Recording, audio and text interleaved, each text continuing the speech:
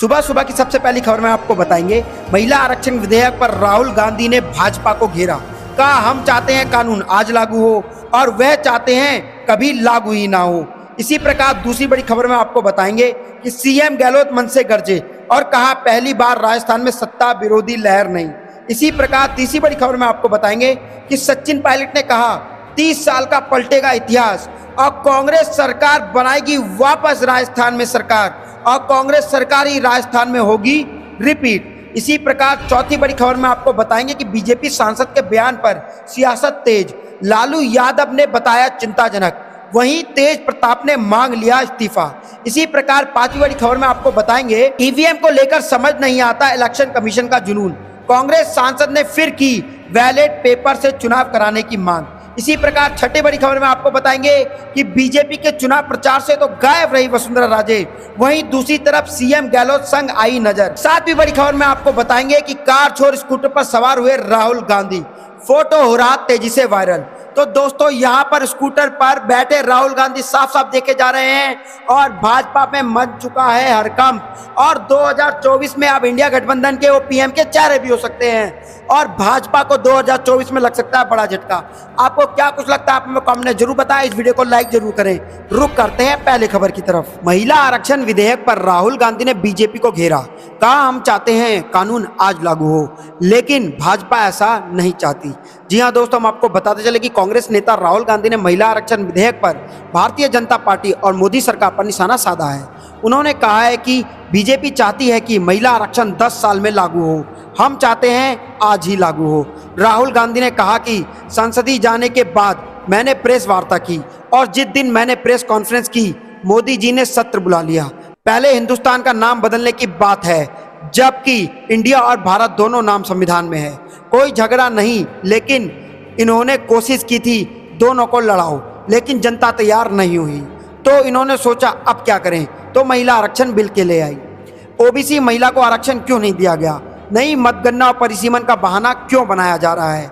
यह चाहते हैं महिला आरक्षण 10 साल के बाद लागू हो, लेकिन कांग्रेस चाहती है कि महिला आरक्षण अभी के अभी और आज ही लागू हो। उन्होंने कहा कि पीएम मोदी 24 घंटे ओबीसी की बात तो करते हैं, लेकिन 90 में से सिर्फ 3 लोग ओबीसी के साथ हैं, उनकी सरकार में कोई नहीं सुनता।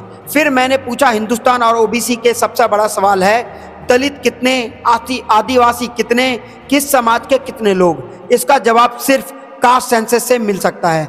जैसे ही मैंने ये मुद्दा उठाया तो बीजेपी के लोग हिल गए कि जनता को पता ना चल जाए। तो दोस्तों यहाँ पे सुना आपने कि राहुल गांधी ने घेर लिया है मोदी सरकार को और कहा है कि अगर मोदी सरकार महिला के साथ है तो आज के आज ही क्यों नहीं महिला आरक्षण पारित कर देती और लागू कर देती है, और कांग्रेस में पूरी मदद करेगी, क्योंकि कांग्रेस और राहुल गांधी चाहते हैं कि इस बार ही महिला आरक्षण लागू हो और 2024 में 33% सीटें महिलाओं के लिए आरक्षित किया जाए।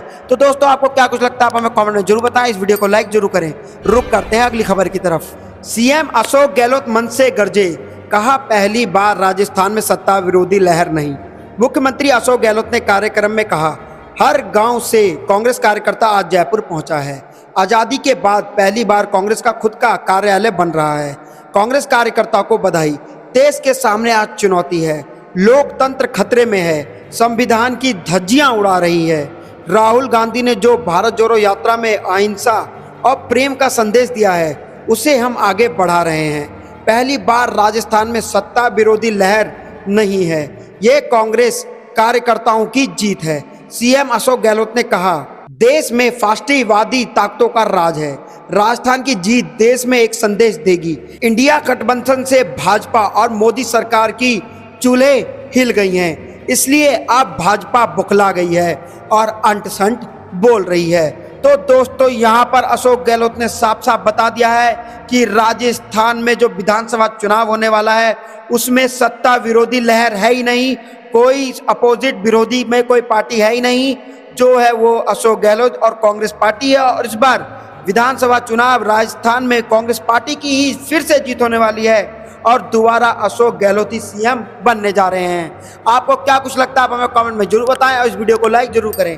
रुक करते हैं अगली खबर की तरफ। सचिन पायलट ने कहा 30 साल का पलटेगा इतिहास, कांग्रेस सरकार होगी रिपीट। जी हाँ दोस्तों, हम आपको बताते चलें कि सचिन पायलट ने कहा, कार्यकर्ताओं का जो उत्साह आज दिख रहा है यह इस बात का गवाह है कि 2 महीने बाद जब वोटिंग होगी तो 30 साल का इतिहास पलटेगा और कांग्रेस की सरकार रिपीट होगी। जब तक हमारे कांग्रेस का नया भवन बनकर तैयार होगा तब राजस्थान में कांग्रेस की सरकार होगी और केंद्र में इंडिया गठबंधन की सरकार होगी। तो दोस्तों, हम आपको बता दें कि राजस्थान में 30 साल तक कभी भी ऐसा नहीं हुआ। जो सरकार सत्ता में रही है, अगली बार अगले विधानसभा चुनाव में उस सत्ता को हटा करके विपक्ष को सत्ता में लाया गया है। लेकिन इस बार सचिन पायलट ने बड़ा दावा कर दिया है कि 30 साल का इतिहास बदलने जा रही है कांग्रेस पार्टी राजस्थान में, और इस बार कांग्रेस पार्टी वापस रिपीट होने जा रही है राजस्थान में, क्योंकि कांग्रेस ने बहुत अच्छे काम किए हैं राजस्थान में। तो दोस्तों, आपको क्या कुछ लगता है, आप हमें कमेंट में जरूर बताएं कि क्या राजस्थान में कांग्रेस पार्टी वापस अपनी सरकार रिपीट कर पाएगी, हाँ या ना। कमेंट में दोस्तों आप जरूर बताएं। रुक करते हैं अगली खबर की तरफ। बीजेपी के सांसद के बयान पर सियासत, लालू यादव ने बताया चिंताजनक, वहीं तेज प्रताप ने मांगा इस्तीफा। जी हां दोस्तों, हम आपको बताते चले कि सांसद के विशेष सत्र के दौरान भाजपा सांसद रमेश विदुरी के भाजपा सांसद दनिश अली को लेकर के दिए गए विवादित बयान पर अब राजनीति तेज होती जा रही है। पहले तो विपक्ष के सांसदों ने सांसद में ही भाजपा सांसद और सरकार को घेरा, और अब यूपी, बिहार समेत कई राज्यों के नेता ने सरकार को घेरा है। दोस्तों, रमेश विदुरी के विवादित बयान पर बिहार के पूर्व मुख्यमंत्री और राजद सुप्रीमो लालू यादव ने अपने एक्स हैंडल पर लिखा कि प्रधानमंत्री ने देश की समृद्धि संसदीय परंपराओं के विरुद्ध ऐसी विकृति सामाजिक राजनीतिक संस्कृति को जन्म दिया है। पीएम के इशारों पर एक बीजेपी सांसद पार्लियामेंट में अंदर विपक्ष के एक सांसद के लिए जिस अमर्यादी, असंसदीय और तुच्छ भाषा का प्रयोग कर रहा है, आपत्तिजनक है, निंदनीय है एवं लोकतंत्र व समाज के लिए चिंताजनक है। यह इसका अमृतकाल नहीं बल्कि विषकाल है। वहीं दूसरी तरफ तेज प्रताप ने रमेश विदुरी से मांग लिया इस्तीफा। जी हां दोस्तों, इस पूरे मुद्दे पर बिहार सरकार में जलवायु परिवर्तन और पर्यावरण मंत्री तेज प्रताप ने कहा है कि हम चाहेंगे कि सरकार इनकी सदस्यता को रद्द करे, यह निंदनीय है। यह लोग संविधान और तिरंगे को नहीं मानते। हम चाहेंगे कि इनके खिलाफ मुकदमा चले। इस तरह के शब्द प्रयोग करना लोकतंत्र के लिए घातक है। तो दोस्तों, आप रमेश विदुरी को लेकर के भाजपा बहुत बुरी तरीके से घेर चुकी है और साफ साफ बड़े प्रश्न उठ चुके हैं कि आखिरकार रमेश विदुरी संसद में जो कहा उन्होंने, क्या वो सही था या गलत, और गलत था तो उनके ऊपर कोई कार्रवाई हो क्यों नहीं रही है। क्या ये भाजपा की एक मंशा थी? आपको क्या कुछ लगता है, आप हमें कमेंट में जरूर बताएं। इस वीडियो को लाइक जरूर करें। रुक करते हैं अगली खबर की तरफ। ईवीएम को लेकर समझ नहीं आता इलेक्शन कमीशन का जुनून, कांग्रेस सांसद ने फिर की बैलेट पेपर से चुनाव कराने की मांग। जी हां दोस्तों, हम आपको बताते चले कि भारत में 2024 के चुनाव को लेकर सरगर्मियां अभी से शुरू हो चुकी हैं। इसी बीच कांग्रेस सांसद मनीष तिवारी ने अगले लोकसभा चुनाव में बैलेट पेपर के इस्तेमाल के लिए आवाज उठाया है। साथ ही उन्होंने ईवीएम के इस्तेमाल के खिलाफ अपनी बात भी रखी है। मनीष तिवारी ने कहा, लोकतंत्र तकनीक के भरोसे छोड़े जाने के मुकाबले काफ़ी कीमती है। सवाल यह नहीं है कि ईवीएम के साथ छेड़खानी की जा सकती है या नहीं, लेकिन पेपर बैलेट पर वापस जाने के लिए काफ़ी वजह हैं। एक सीधी सी वजह यह है कि एक इलेक्ट्रॉनिक वोटिंग मशीन ईवीएम असल में है तो मशीन ही, और अन्य मशीनों की तरह इसके साथ भी छेड़छाड़ हो सकता है। इसे हैक किया जा सकता है, इसके काम को बाधित किया जा सकता है, इससे खेला जा सकता है। मनीष तिवारी ने आगे कहा, मुझे ईवीएम को लेकर भारत के निर्वाचन आयोग का वह प्रतिष्ठात्मक जुनून समझ नहीं आता है। यहाँ तक कि वह देश जहाँ पहले ईवीएम का इस्तेमाल किया जाता था वहाँ भी अब वापस पेपर बैलेट से ही चुनाव होते हैं। सीधा सा कारण यही है कि उससे छेड़छाड़ नहीं किया जा सकता। इसलिए इस हालात में 2024 के चुनाव में पेपर बैलेट से ही चुनाव होना चाहिए। गौरतलब यह है कि कांग्रेस ने इससे पहले भी इस बार ईवीएम से चुनाव कराने के फैसले पर सवाल उठाया था। इसी साल कर्नाटक के चुनाव के लिए ईवीएम के इस्तेमाल पर पार्टी ने नाराजगी जताते हुए कई आरोप लगाए थे। इतना ही नहीं, कांग्रेस ने कर्नाटक में इस्तेमाल हो रही मशीनों के पहले दक्षिण अफ्रीका में प्रयोग करने के आरोप लगाए थे। हालांकि चुनावी आयोग ने इन्हें सिरे से खारिज कर दिया था। इससे पहले 2019 में आम चुनाव से पहले भी कांग्रेस ने बैलेट पेपर से चुनाव कराने की मांग उठाई थी। तो दोस्तों, यहाँ पर आखिर इलेक्शन कमीशन जो है वो ईवीएम से ही क्यों चुनाव कराना चाहती है, आखिर बैलेट पेपर से क्यों नहीं? कांग्रेस नेता ने उठा दिए हैं बड़े सवाल और ईवीएम पे भी उन्होंने क्वेश्चन दाग दिया है और साफ साफ कहा है कि भैया लोकतंत्र को एक मशीन के भरोसे नहीं छोड़ा जा सकता, क्योंकि ईवीएम आखिर है तो एक मशीन ही, उसके साथ छेड़छाड़ किया जा सकता है। आपको क्या कुछ लगता है आप हमें कमेंट में जरूर बताएं। इस वीडियो को लाइक जरूर करें। रुक करते हैं अगली खबर की तरफ। बीजेपी के चुनाव प्रचार से गायब वसुंधरा राजे, सीएम गहलोत के संग आई नजर, बढ़ी हलचल। जी हां दोस्तों, हम आपको बताते चले कि राजस्थान में इन दिनों चुनावी सरगर्मियां तेज हैं।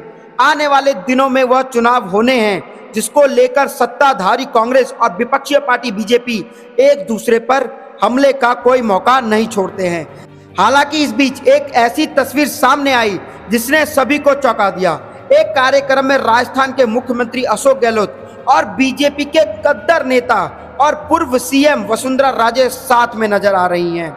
सीएम गहलोत और वसुंधरा राजे की यह मुलाकात कॉन्स्टिट्यूशन क्लब ऑफ राजस्थान के उद्घाटन के मौके पर हुई। वहां विधानसभा अध्यक्ष डॉक्टर सीपी जोशी और एलओपी राजेंद्र राठौर समेत अन्य लोग भी मौजूद थे। यह तस्वीर अब सोशल मीडिया पर वायरल हो रही है, जिसके बाद चुनाव से ठीक पहले राजस्थान में राजनीति हलचल बढ़ चुकी है। जी हां दोस्तों, हम आपको बता दें कि राजस्थान में अब विधानसभा चुनाव है और जहां एक तरफ वसुंधरा राजे जो भाजपा के रैली में तो दिख नहीं रही हैं, लेकिन दूसरी तरफ कांग्रेस के कार्यक्रम या फिर अशोक गहलोत के साथ दिख रही हैं और यह फोटो तेजी से सोशल मीडिया पर वायरल हो रहा है। तो आपको क्या लगता है दोस्तों कि इस बार राजस्थान में वापस होने जा रही है कांग्रेस की जीत और वापस अशोक गहलोत ही बनेंगे वहां के सीएम? आपको जो भी कुछ लगता है आप हमें कमेंट में जरूर बताएं। इस वीडियो को लाइक जरूर करें। रुक करते हैं अगली खबर की तरफ। कार छोड़ स्कूटर पर सवाल हुए राहुल गांधी, महारानी कॉलेज के मानसरोवर तक किया सफर। जी हां दोस्तों, हम आपको बताते चले कि कांग्रेस नेता राहुल गांधी ने जयपुर की सड़कों पर स्कूटर पर सवारी की। उन्होंने स्कूटर पर बैठकर शहर में महारानी कॉलेज से मानसरोवर में आयोजित कांग्रेस पार्टी के एक कार्यक्रम स्थल तक का सफर किया। राहुल गांधी के अचानक बने इस प्लान से सुरक्षा में तैनात हर किसी में हड़कंप जैसी स्थिति बना दी।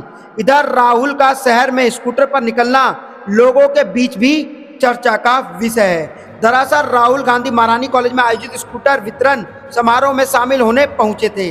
कार्यक्रम संपन्न होने के बाद रवानगी का जब वक्त आया तब राहुल ने कार में नहीं बैठकर स्कूटर में ही जाने की इच्छा जता डाली। बस फिर क्या था, उन्होंने सवारी करवाने के लिए एक युवती की स्कूटर तैयार हुई और वह उस पर बैठकर वहां से निकल गए। तो दोस्तों, हम आपको यहाँ पर बताते कि कुछ दिन पहले ही राहुल गांधी कुली से मिलने आनंद विहार रेलवे स्टेशन गए थे और कुली का ड्रेस पहना था। उससे पहले वो मैकेनिक से भी मिलने के लिए राहुल गांधी गए थे। उससे पहले उन्होंने ट्रक ड्राइवरों से बात की थी और ट्रक पर उन्होंने यात्रा की थी। उससे पहले वो हरियाणा में किसानों से मिलते हुए और जुताई करते हुए भी नजर आए थे और भारत जोड़ो यात्रा भी राहुल गांधी ने इस साल निकाला था। तो दोस्तों, आपको क्या लगता है कि राहुल गांधी का आप स्कूटर पर चलना भाजपा को फिर से दे सकता है बड़ा झटका और राहुल गांधी अब 2024 में हो सकते हैं प्रधानमंत्री का चेहरा और भाजपा को लग सकता है 2024 में बड़ा झटका? आपको क्या कुछ लगता है आप हमें कमेंट में जरूर बताएं। इस वीडियो को लाइक जरूर करें। जय हिंद, जय भारत।